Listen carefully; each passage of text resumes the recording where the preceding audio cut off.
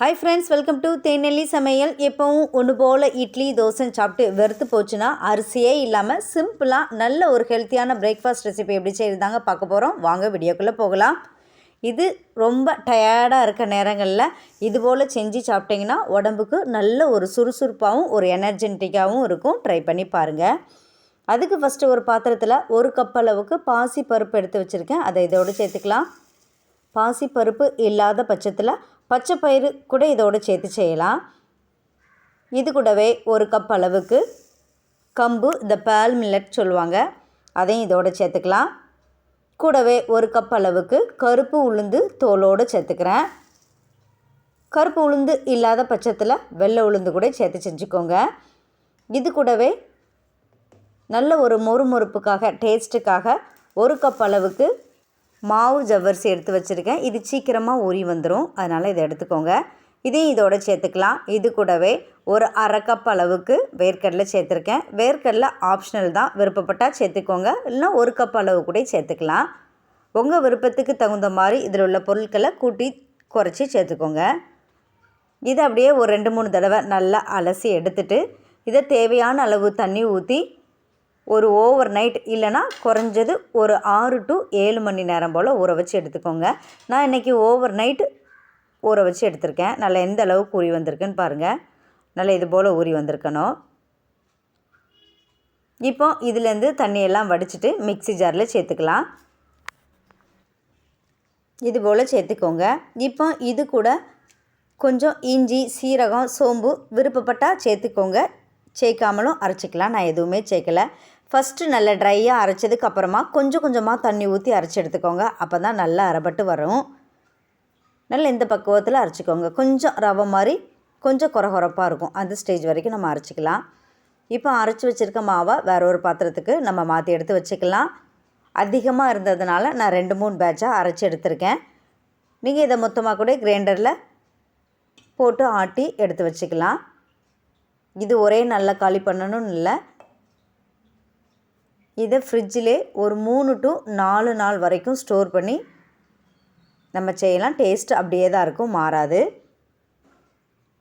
மிச்சம் இருக்க எல்லாத்தையுமே இது போல் மாவுகளாக அரைச்சிட்டு இதோடு சேர்த்துக்கிறேன். இது ரொம்ப கட்டியாகவும் இருக்கக்கூடாது, ரொம்பையும் தண்ணி இல்லாமல் பார்த்து நல்லா கலந்து எடுத்துக்கோங்க. நார்மலாக இட்லி தோசைக்கு மாவு எப்படி அரைப்போமோ அதே பக்குவத்தில் அரைச்சி எடுத்துக்கோங்க. இப்போ மிக்ஸி ஜாரில் கொஞ்சமாக தண்ணி ஊற்றி அலசிட்டு இதோடு சேர்த்துக்கிறேன். இப்போ இதுக்கு தேவையான அளவு உப்பு சேர்த்து நல்லா கலந்து விட்டுக்கலாம். இந்த பக்குவத்தில் இருக்கணும் மாவு, ரொம்ப கட்டியாகவும் இருக்கக்கூடாது, ரொம்பவும் தண்ணியாக இருக்கக்கூடாது. இட்லி தோசை ரெண்டுமே இந்த மாவில் செய்யலாம். நான் இது போல் நல்லா கலந்து வச்சுக்கிறேன். இட்லிக்கு மாவு கொஞ்சம் கட்டியாக இருக்கணும், தோசைக்கு கொஞ்சம் இலகுன மாதிரி இருந்தால் கரெக்டான பக்குவத்தில் இருக்கும். இதை அப்படியே ஒரு மூடி போட்டு மூடி குறைஞ்சது ஒரு 5 மணி நேரம் புளிக்க வச்சு எடுத்துக்கோங்க. நான் ஓவர் நைட்டு ஊற வச்சுருக்கேன், அதனால் 5 மணி நேரத்தில் எனக்கு மாவு நல்லா பொங்கி வந்துட்டு நல்லா இது போல் மாவு புளிச்சு பொங்கி வந்திருக்கும். இந்த மாவு ரொம்ப புளிச்சா நல்லா இருக்காது, அதனால் மாவு பொங்கினோடனே நம்ம செய்ய ஆரம்பிச்சிடலாம். எந்த அளவுக்கு சாஃப்டாக இருக்குதுன்னு பாருங்கள். இதில் சோடா உப்பு, ஈனோ எதுவுமே சேர்க்க தேவையில்லை. இதை லைட்டாக அப்படி நல்லா கலந்து விட்டுட்டு இன்றைக்கி நம்ம இட்லி தான் செய்ய போகிறோம். தேவைக்கு மட்டும் மாவு எடுத்துகிட்டு மிச்ச மாவை கூட நீங்கள் ஃப்ரிட்ஜில் வச்சு யூஸ் பண்ணிக்கோங்க. இப்போ இட்லி பாத்திரத்தில் இட்லிகளை ஊற்றி இட்லியாக அவிக்க ஆரம்பிச்சிடலாம். எப்போதும் இட்லி செய்யும்போது தண்ணி நல்லா கொதித்து வந்துடணும். கொதித்ததுக்கு அப்புறமா தான் நம்ம சேர்க்கும்போது அந்த இட்லி அப்படியே நல்லா பஃப்னு நல்லா சாஃப்டாக சூப்பராக இருக்கும். இதுபோல் நல்லா கொதித்து வந்ததுக்கு அப்புறமா நம்ம ஊற்றி வச்சுருக்க இட்லி தட்டை இதோடு சேர்த்து ஒரு 10 நிமிஷம் வேக வச்சு எடுத்துக்கிறேன். இது வெந்துக்கிட்டு இருக்க சமயத்தில் இதுக்கு நல்ல ஒரு சிம்பிளாக வேர்க்கடலை தக்காளி வச்சு சட்னி எப்படி செய்கிறதுன்னு பார்த்துடலாம். அதுக்கு ஸ்டவ் ஆன் பண்ணி ஒரு கடாய் அடுப்பில் வச்சுக்கோங்க. அதுக்கு தேவையான அளவு எண்ணெய் ஊற்றிக்கலாம். எண்ணெய் நல்லா காஞ்சதுக்கப்புறமா ஒரு 1.5 டேபிள் ஸ்பூன் அளவுக்கு வெள்ளை உளுந்து, இது கூடவே ஒரு கப் அளவுக்கு வறுத்த வேர்க்கடலை தான் எடுத்து வச்சுருக்கேன். வறுக்காத வேர்க்கடலையாக இருந்தால் வறுத்துட்டு நீங்கள் இதோடு சேர்த்துக்கோங்க, அப்போ தான் டேஸ்ட்டு நல்லாயிருக்கும். காரத்துக்காக ஒரு 5 to 6 காஞ்ச மிளகாய், 5-6 பல் பூண்டு, கொஞ்சம் சின்ன வெங்காயம் சேர்த்து நல்லா கலந்து விட்டுக்கோங்க. ஏற்கனவே வறுத்த வேர்க்கடலை அது நல்லா ரொம்ப வதக்கணும்னு அவசியம் இல்லை.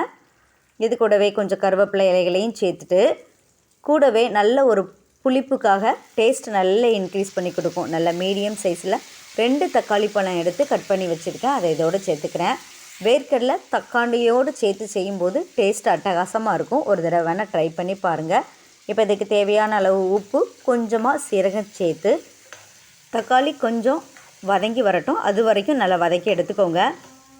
நல்லா இந்த பக்குவத்தில் வதங்கினதுக்கு அப்புறமா இது கூடவே கொஞ்சம் டேஸ்ட்டை இன்க்ரீஸ் பண்ணி கொடுக்கறதுக்காக கொஞ்சோண்டு மல்லி இலை சேர்த்துக்கிறேன். விருப்பப்பட்டால் சேர்த்துக்கோங்க, இல்லைன்னா ஸ்கிப் பண்ணிக்கோங்க.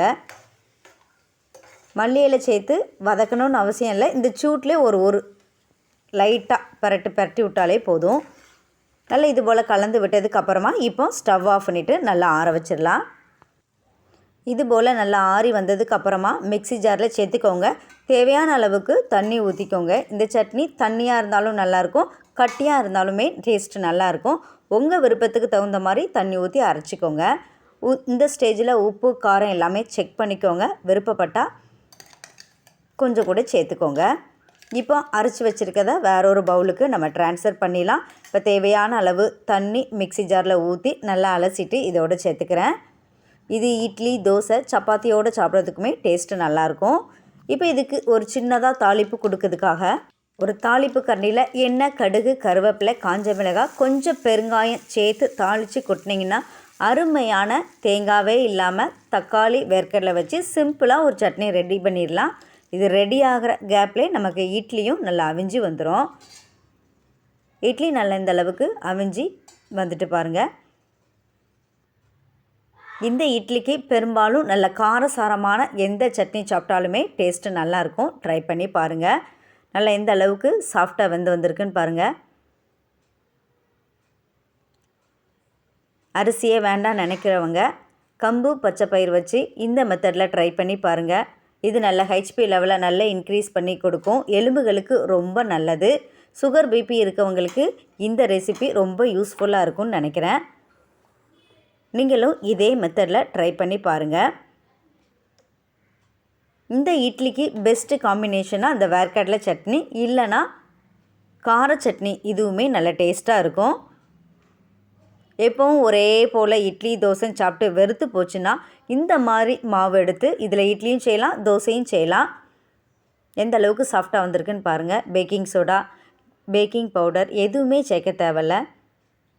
நல்ல சாஃப்டாக பஞ்சு மாதிரி இருக்கும். இந்த மாதிரி ஹெல்த்தியான ரெசிப்பியை நீங்களும் ட்ரை பண்ணி பார்த்துட்டு எப்படி இருந்துச்சுன்னு கமெண்ட் பண்ணுங்கள். இந்த வீடியோ உங்களுக்கு யூஸ்ஃபுல்லாக இருந்துச்சுன்னா மறக்காமல் தேனிலி சமையலை சப்ஸ்கிரைப் பண்ணுங்கள். Thank you friends.